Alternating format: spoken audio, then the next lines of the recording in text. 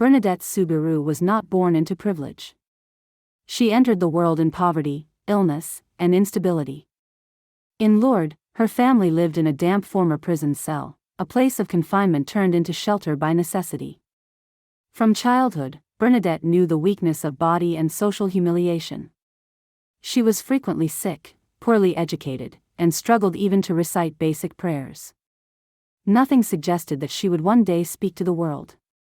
One winter morning, when Bernadette was 14, she went to gather firewood near the river.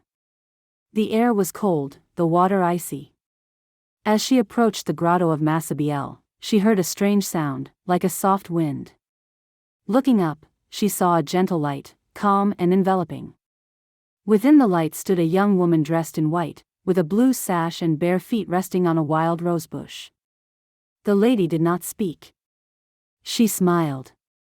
Bernadette felt fear, but also an overwhelming peace. She instinctively took her rosary and began to pray.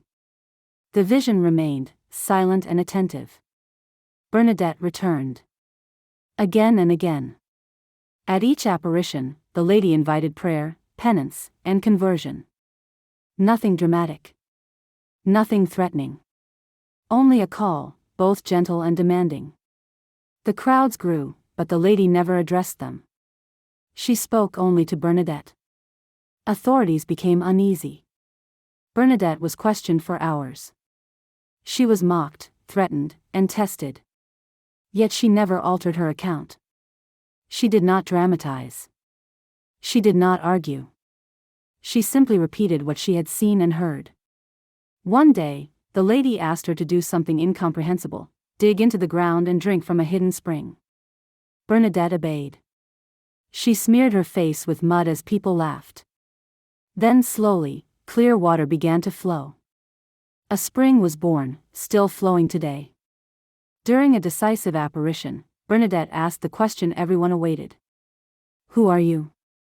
The lady joined her hands and replied calmly, "I am the Immaculate Conception." Bernadette did not understand these words. She had never learned them. She repeated them faithfully, exactly as given. After the apparitions, Bernadette's life did not become easier. Her health declined. She was watched, judged, and sometimes isolated. To protect her soul, she entered a convent in Nevers. There, her greatest trial began. She was not treated as a visionary or a saint. She was doubted, tested, and sometimes humiliated. She received the humblest and hardest tasks. She cleaned, scrubbed, cared for the sick, and obeyed without protest. Her physical suffering intensified. Disease consumed her body.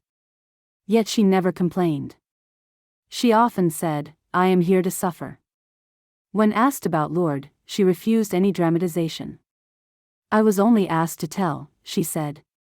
Bernadette lived a hidden holiness, silent and offered. She died young, worn by suffering, but filled with peace. After her death, an extraordinary fact emerged: her body remained incorrupt. Exhumed several times, it was found intact, showing no signs of decay. To this day, her body rests visible in Nevers, a silent testimony to a life of purity, humility, and fidelity. Saint Bernadette reminds us that God often speaks through the smallest, and that the greatest holiness is sometimes lived far from attention, in obedience, suffering, and quiet love.